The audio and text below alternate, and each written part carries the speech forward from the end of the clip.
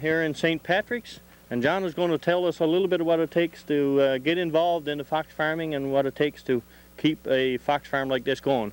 Thanks for letting us come into your fox farm today, John. Now, we're standing out front of the pens, and I see you got quite a few fox here. Roughly how many fox are we looking at here today? Probably 50 to 60, males and females. Now, John, there's different colours in them. Is this determined by how you breed them?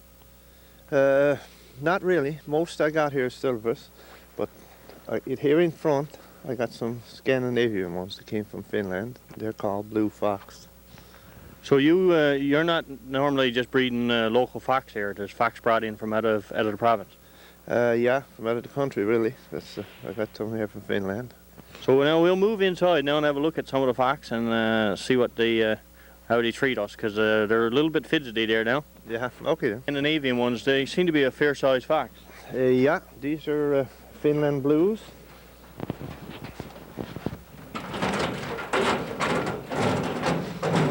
They're not hard to handle compared to the silvers. You can handle them without tongs or anything. Just feel their fur there, Cluny. You got really a very, smooth. very close fur, not like the silver at all. But they seem to be pretty tame, even though, you know, I sort of figured they'd be sort of a snappy type thing, but he seems to be pretty timid. Yeah, these are tame, but the silver ones are a little more timid, a little more, you know, they'll bite you easier. They seem to have a pretty nice coat on them. John, is these coats a little bit more expensive than, you get more money for these than you would the regular ones? Right now, I don't think so in Canada, but they do fetch more on the Scandinavian market than our silvers do. Well, this looks like a beautiful fox. Shawn, can you get to the face of it in there, Shawn?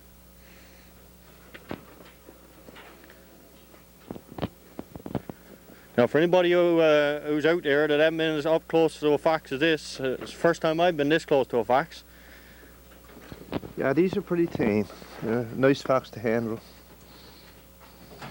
Imagine having you in within inches of that fox and he not make a snap at you. We can't do this with one of the silvers, because you lose your fingers.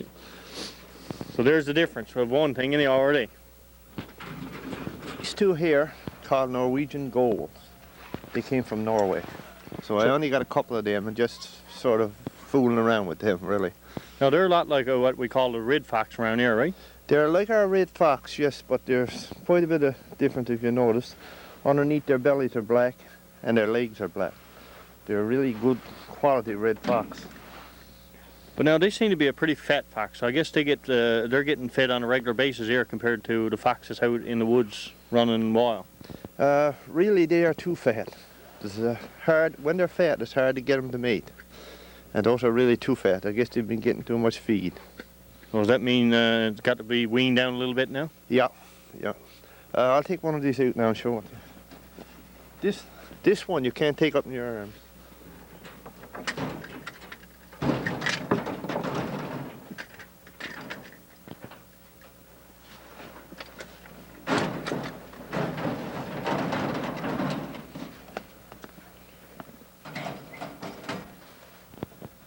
This one's a really, really nice fox. He's bigger than the normal red fox. Really good fur. That's great foxtail there. Yeah.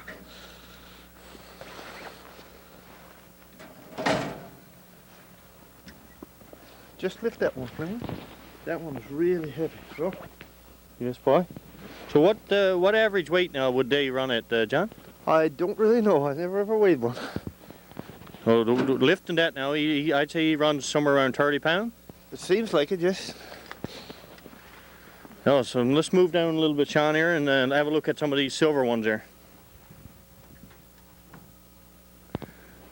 John, you're calling these silver fox, but they seem to have a lot of black in them. Yeah, they are Canadian silvers, but there's a wide range of colours in the silvers. There's light, medium, dark. The light one right now is will fetch the most money on the market. This one here that you're looking at now is fairly dark. That's a less desired one.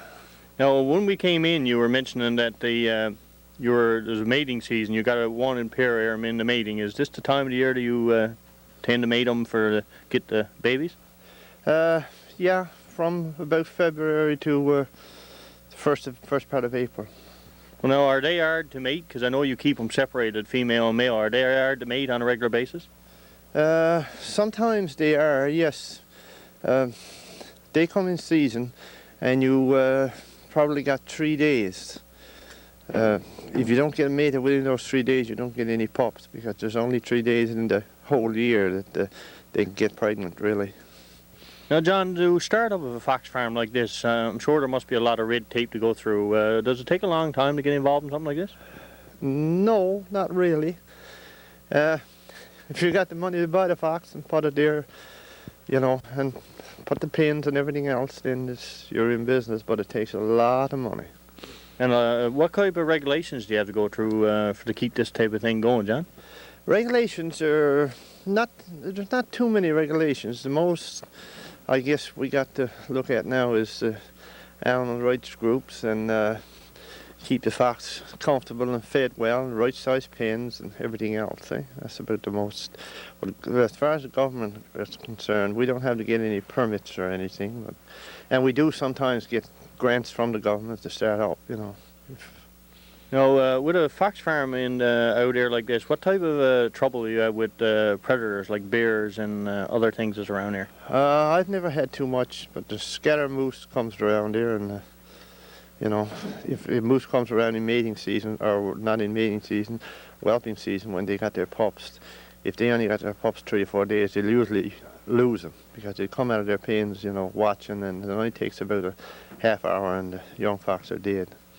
Well, now, John, it must be quite an expense to feed this type of fox farm. So what do you do for feeding in here?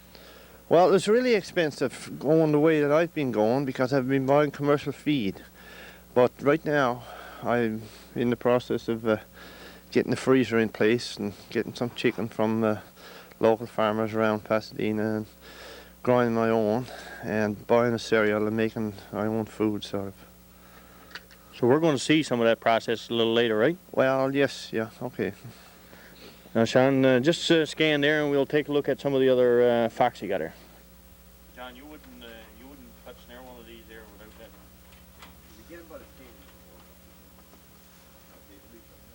We're looking at a female in the Scandinavian type here, right? Yeah, Scandinavian female, this line here. Well, they seem to be a bit smaller than the male. Is that normal? Yeah, that's normal. In any fox, the female is usually a bit smaller. Now, also, we're standing right in front of a link. I didn't know you had link on your farm. Yeah, I got 8 here. I've got to say, this is the first link I think I've ever seen in Newfoundland. Is this normal to Newfoundland, or is this just something you brought here to raise? Well, no, there's a few farms around got them. Not very many, just say 1 or 2. But there's not many link out there wild in Newfoundland forest, is there? Well, not in this area, no. These 2 links here are put together to mate. Usually mates in March month. It's almost like a cat sound that they're making. Is that a regular sound for them? Yeah, it is a cat, really. What a beautiful animal, though. Now, John, I guess you don't open this up to the public to, like, say, school kids very often, do you? Not this time of year, no. It's you know, they're pretty uncomfortable this time of year with people around, you know. So now, if there's anybody out there watching this, like the schools, and they want to come in, what would be the best time of the year to contact you to have a look at this? Well, from now to the rest of the spring, I guess you can't really come in. It'll be next fall before you can come in again after this. I got some of my fox here now are bred a while ago. They're going to pup on April the 4th, so when they pups, that's it. You can't have anybody around there. So for anybody that's thinking out that might be a good experience to come see, I guess the fall from, say, September to end of November might be the best time to look at, is it? Yeah, it is the best time.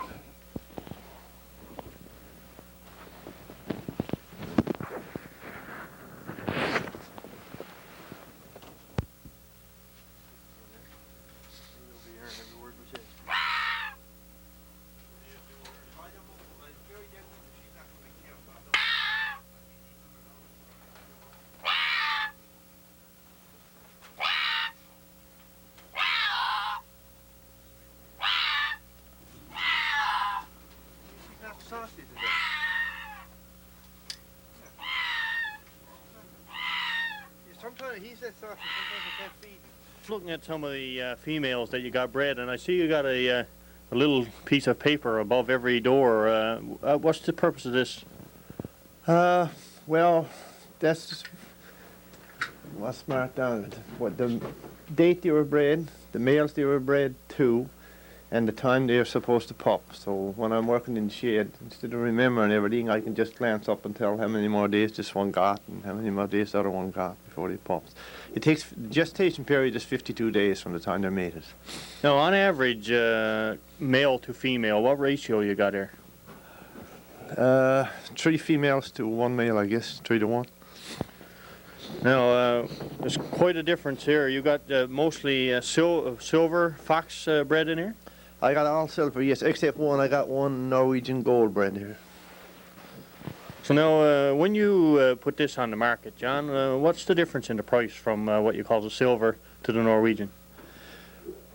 Probably $40 more for the silver than for the Norwegian.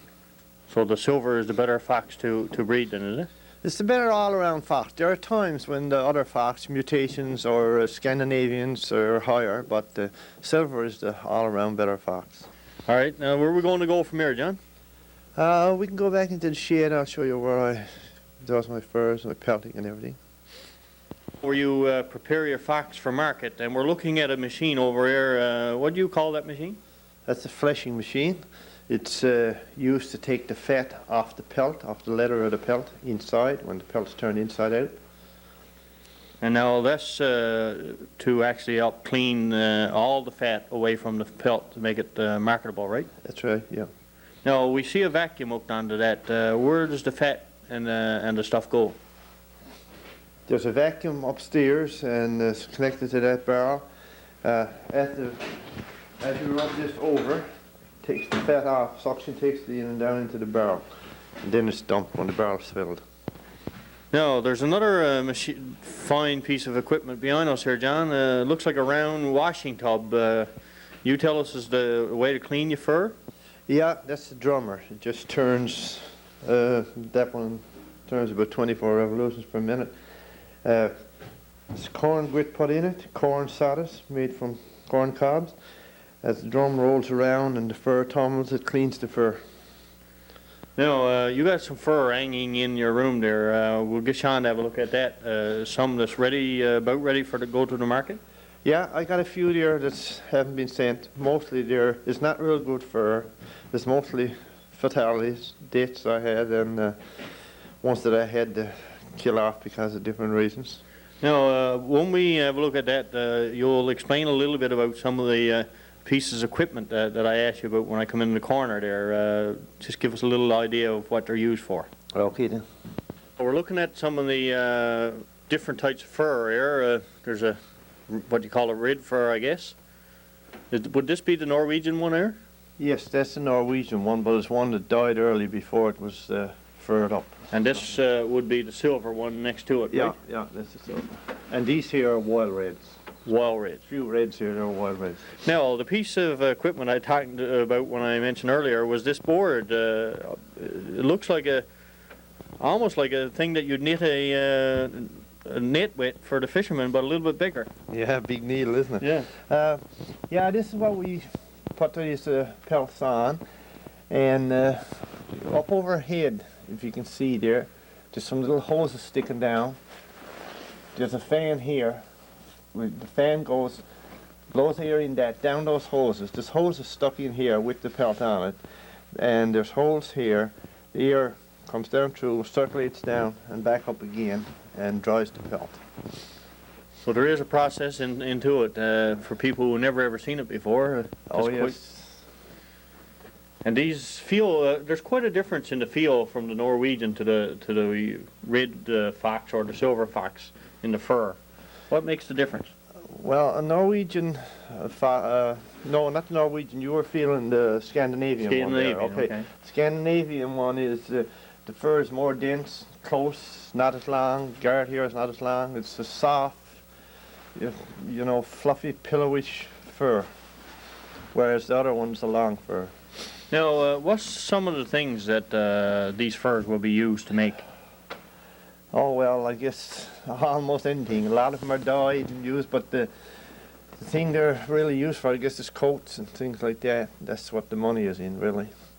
Now, here in Newfoundland, do we have much trouble with the groups, animal rights groups, fighting against this? Well, not the farmers on an individual basis, like, but the whole business do sometimes have rules to follow, and if they're not followed, well, then somebody will step in. And there is a code, that got to be kept with fox, and like pen size, and well, I guess the overall welfare of the animal got to be looked after really good.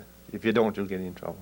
Now, we mentioned earlier how expensive it would be to feed this. Do you get any of the roadkill from the wildlife, moose roadkill and stuff? Yes, that's all right from wildlife. The guy we got here now is usually, when I says I want a moose next one or something, he'll usually bring one to me. So now, this is what you were mentioning to us earlier. You were talking about putting in a cooler and you got a grinder out there to show us. That's the type of thing you do with this type of meat, is it? Yeah. Well, meat, mainly I use the roadkill meat for lynx, but I do use some for fox, but mostly for lynx. So we're going to get a look at that a little later, right? Yeah. The grinder you was talking about earlier, John, you using this now, or are you talking about putting it in the process very shortly? I'm using it, but only on a very small scale, just to grind food for lynx usually. Now, is this going to become a major part of your operation in the future? You were saying you were trying to cut down on a little bit of your costs. Yeah, this grinder, and I got a mixer there outside, and I'm going to have a freezer there. You see on the floor there's a new freezing unit I'm about to install. That will, I would say, cut my feed bill in half. So this is a pretty expensive thing to get involved in right up front, but I guess once you get it installed, like you say, it'll cut back on you a lot of the expenses, right? Yeah, it is really expensive. So really, I got some help by a 50% grant from the government to buy this, so I only pay 50%. Yeah, well, so that's pretty good now. John, is there anything else you'd like to tell us before we let you go for today and get back to your fox out there on the ground? No, not really, no. So thanks for letting us come in and interrupt your busy schedule here today, and hopefully in the future you might have a call or two from some of the schools for the children to come in and have a look at some of the fox you got here. Well, you're quite welcome, and there's no problem. Anybody want to come and look at anything that's here, is quite welcome to come. Thanks again.